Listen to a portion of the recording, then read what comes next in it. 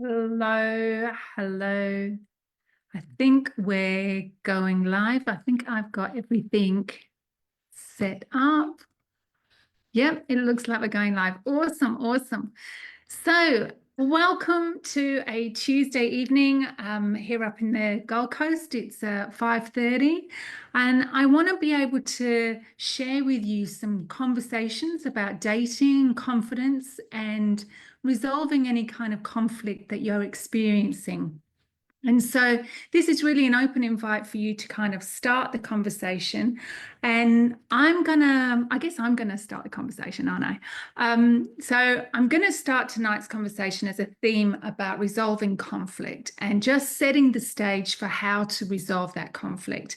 And so I'm really talking about those kind of situations where you're stuck in a relationship stalemate, where you've had a disagreement, emotions are really running high, and then there's nothing. No resolution, no conversation, just this really uncomfortable silence. Maybe it's your partner or a friend, or maybe a colleague who's avoiding you. Maybe you're both digging in your heels and waiting for the other person to make the first move. And the longer it lasts, the worse it feels. So I don't know if you're like me, but I was watching this season's Married at First Sight, MAFS, for research purposes, of course. And I was, surprise, surprise, how many couples have really been stuck in that full-blown kind of relationship stalemate. So that's the one, where one person just completely shuts down and maybe the other person gets louder and louder, and neither one of the people are feeling heard. And so they're both locked into this kind of their own perspective and they're unwilling to budge. Now, if that sounds familiar, it's real, right? We've all been there. Maybe, you've been co-parenting and there's a battle with the ex, or, you've got some really strong opinions about how you want your child to be brought up and your ex isn't kind of meeting you there. Or, it could be a relationship standoff with a sibling, whether, I don't know, the classic one through COVID was whether to put your parents into a home care. And that can create all sorts of conflicts. Maybe, it's just even a silly little argument over the dishes, and somehow it turns into World War III. And so tonight's conversation is really around, why do we get stuck in stalemates? And a stalemate isn't about who's right or wrong, okay? It's about emotional survival strategies. So when we're feeling really triggered, we kind of defend that, we shut down or we push back. Not because we're trying to be difficult, but because there's something really deeper at play. And that's where things get really interesting. So how do you break the deadlock and move forward without sweeping things under the table, under the rug, or turning it into another argument? So I'm curious to hear from anybody who's, let me just check in the live. Is there anybody on there? All right, there's a couple of people looking. I've got a couple of people in the chat as well. So if you want to join the conversation, come on in and join the chat. Join the conversation on Zoom, and so we can speak to you live.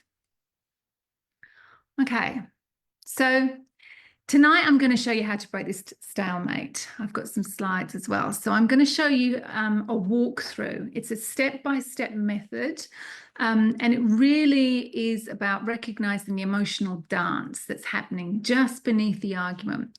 So it's about stepping out of defensiveness into understanding and getting unstuck without just giving in or walking away and avoiding the situation altogether. So I'm going to really break it down together, and I'm going to walk you through this process so you can see exactly how to shift a conflict in real time. But before you dive in, I really love getting some interactivity. Can you think of a time that you have been stuck in a stalemate with someone? And because it's going to be super helpful for you to have something in mind as we walk through this process, and perhaps we can talk to that afterwards. So just keep that in mind. All right, So I'm going to walk you through a very simple but powerful step-by-step method for shifting the conflict into understanding, connection, and resolution. So think of it like a dance of perspectives. It's a structured way to see the bigger picture and acknowledge both sides, and find some common ground so that you're not in this kind of stuck situation. So I'm going to guide you through 4 steps.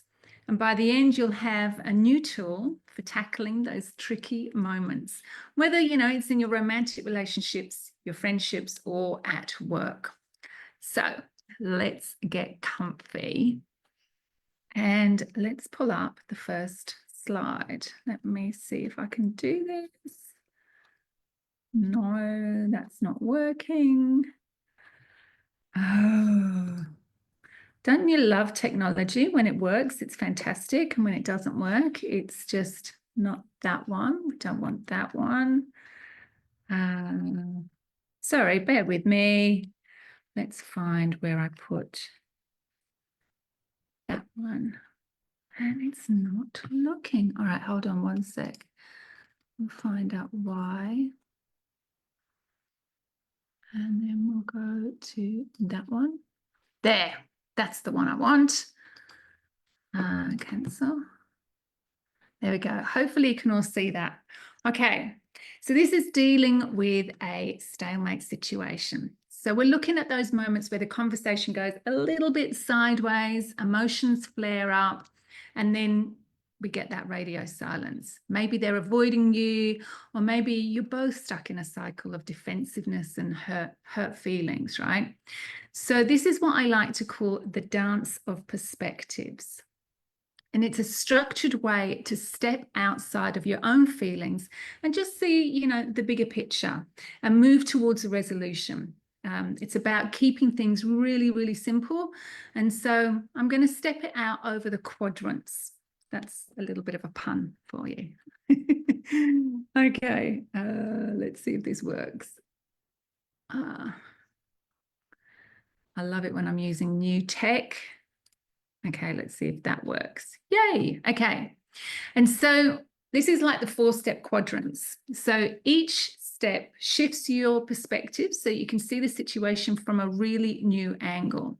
And so we're really going to start by fully expressing what bothers you from your point of view.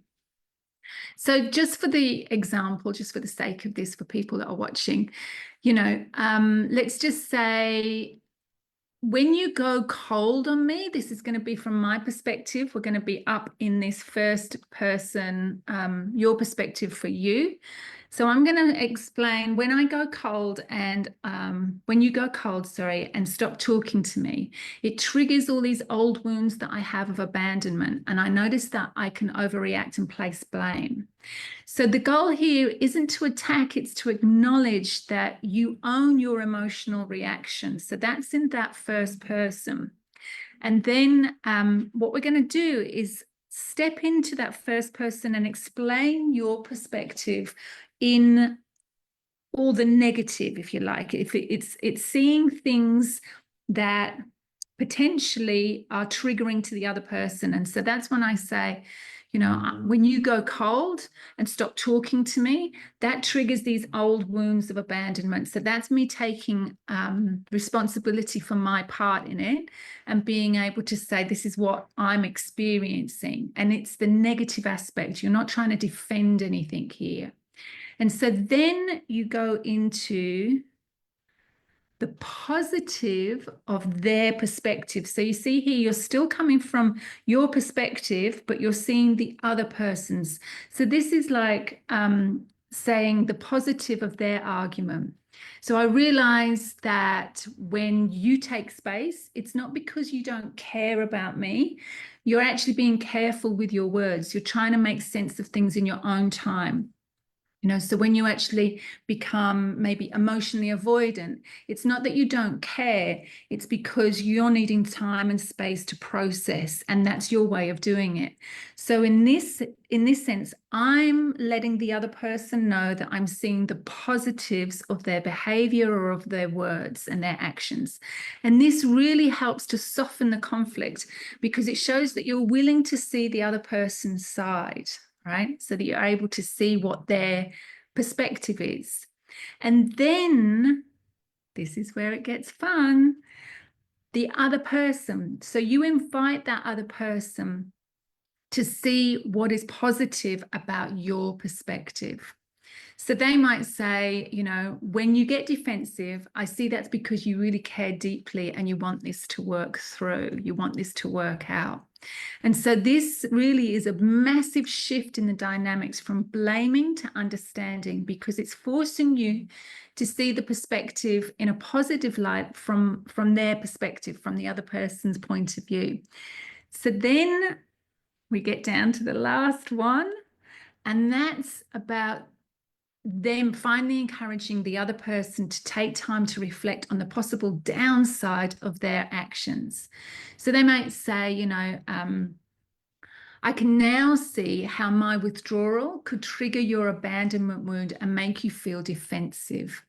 So this final step really allows both of you, both people, to see the impact of your actions on each other. And the door opens for a more constructive conversation.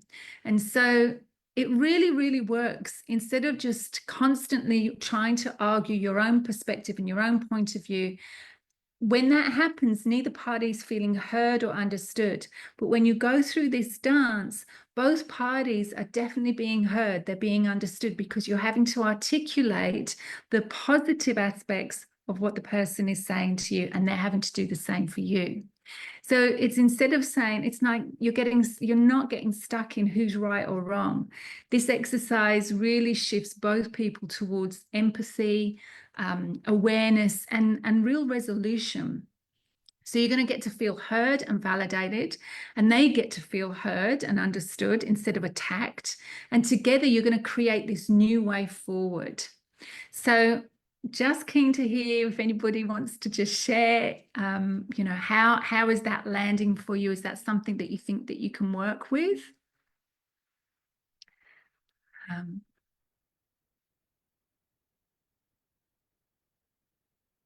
Just if that maybe it's something that you've experienced before. But if not, that's really that in a snapshot. It's a four-step dance to break the stalemate, and it actually moves towards resolution.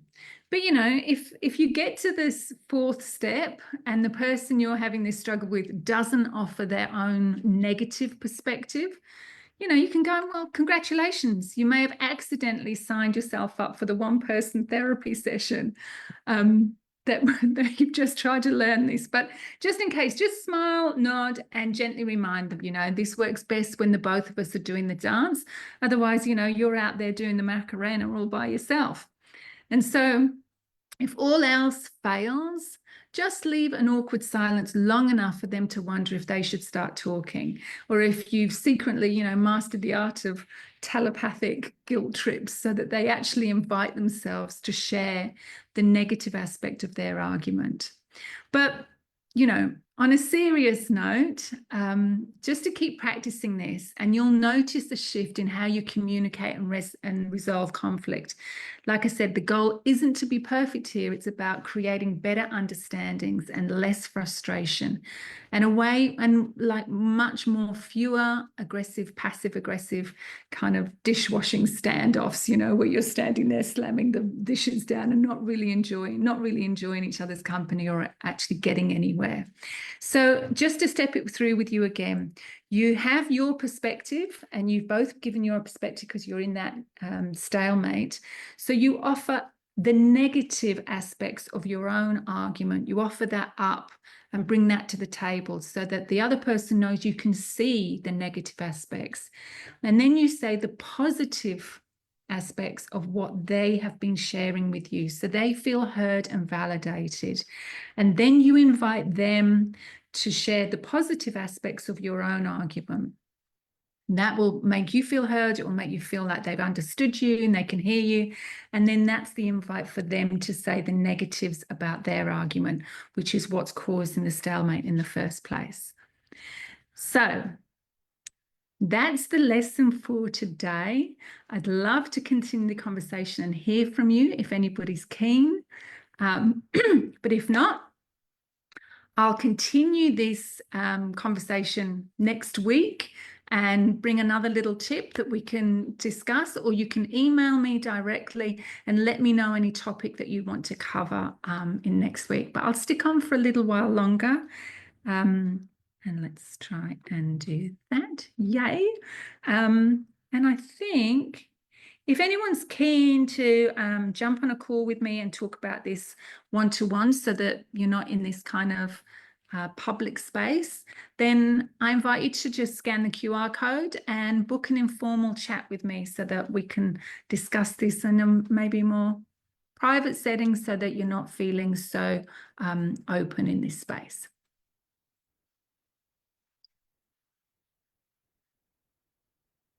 And I will just check on the Facebook Live, see if anything else is out there. Okay. All right, if there's nothing else going to be shared, then I will end the call and hopefully see some more people next week and we can continue the call then.